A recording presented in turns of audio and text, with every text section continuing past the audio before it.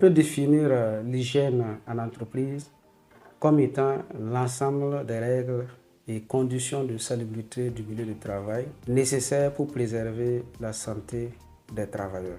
L'hygiène en entreprise est différente de l'hygiène du travail qui, quant à elle, est la discipline scientifique qui s'occupe de l'environnement professionnel de sorte à ce qu'il soit optimal pour la santé et le bien-être des travailleurs. L'hygiène en entreprise englobe non seulement l'hygiène générale des locaux et des installations, mais aussi l'ambiance de travail, l'hygiène individuelle des travailleurs et enfin la protection de l'environnement voisin.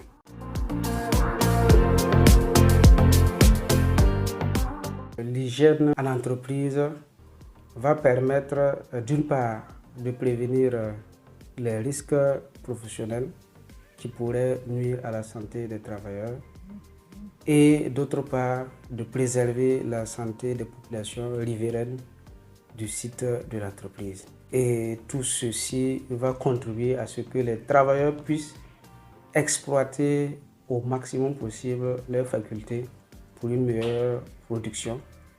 Ça va aussi faciliter l'attrait de nouvelles recrues et bien sûr le maintien des employés qui sont déjà présents dans l'entreprise. Donc réduction du renouvellement de la main-d'œuvre, ce qui va garantir une meilleure expérience au niveau des employés qui sont déjà présents dans l'entreprise.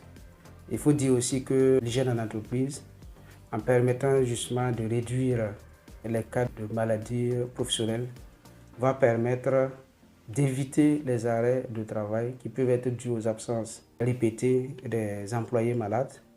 Et ça peut permettre aussi d'éviter les arrêts de production que les conflits avec les populations riveraines peuvent entraîner.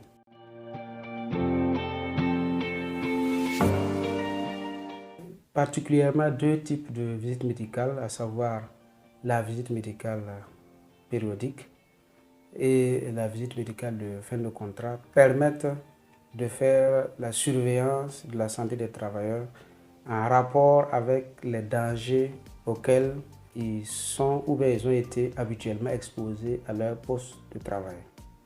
Ainsi, lors de ces visites, il peut arriver que nous fassions le constat d'altération de l'état de santé d'un travailleur. Et lorsque ce constat est fait, avec les connaissances et l'expérience que le médecin du travail a, il peut suspecter l'origine professionnelle de cette altération de l'état de santé qui a été constatée lors de ces visites. Il va donc procéder à une investigation et cette investigation peut aboutir au constat de manquement à l'hygiène, soit de la part de l'employeur, soit de la part du travailleur ou bien soit de la part des deux.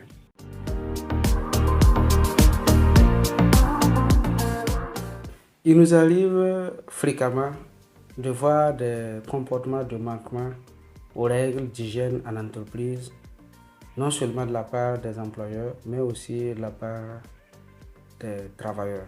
Le premier manquement qu'on peut dire le plus fréquent, c'est notamment l'absence d'installations sanitaires, que ce soit les douches, que ce soit les toilettes, notamment les douches pour ceux qui font des travaux salissants. Les toilettes, c'est pour tous les travailleurs.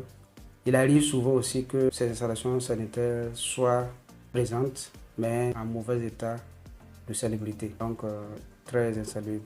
En plus de ces installations sanitaires, il arrive souvent que nous voyons des entreprises où les travailleurs sont obligés de porter des tenues de travail, des vêtements de travail, mais qui n'ont pas de vestiaire. Ça aussi, ce sont des manquements aux règles d'hygiène. Et il arrive aussi que nous voyons des entreprises où normalement les travailleurs doivent avoir des locaux de repos, mais ces locaux sont absents. Autre manquement, c'est surtout du côté des travailleurs, c'est le fait de manger, de boire ou même de fumer sur le lieu de travail. Et en dernière position, et ce qu'on peut dire le plus grave, c'est le non-respect du port des équipements de protection individuelle.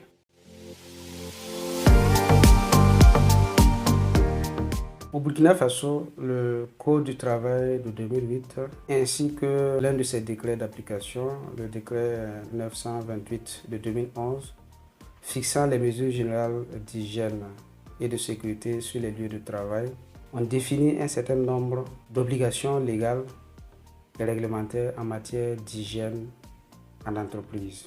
En ce sens, l'employeur a l'obligation de prendre toutes les mesures nécessaires afin que le milieu de travail et les conditions de travail ne puissent pas nuire à la santé ou à la sécurité des travailleurs.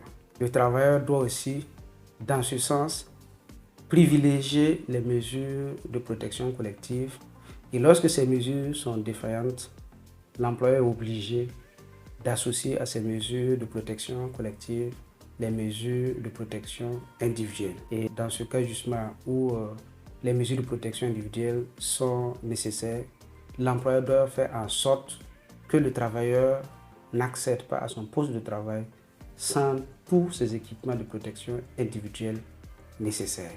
En plus de cela, les employeurs ont l'obligation de soumettre les postes de travail à une surveillance régulière.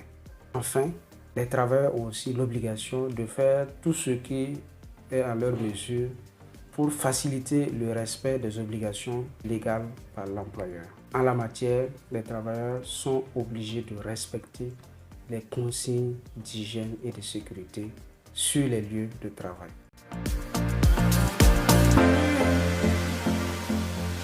Pour s'assurer que les conditions d'hygiène en entreprise sont respectées, la première des choses, c'est généralement avec les visites de lieux de travail.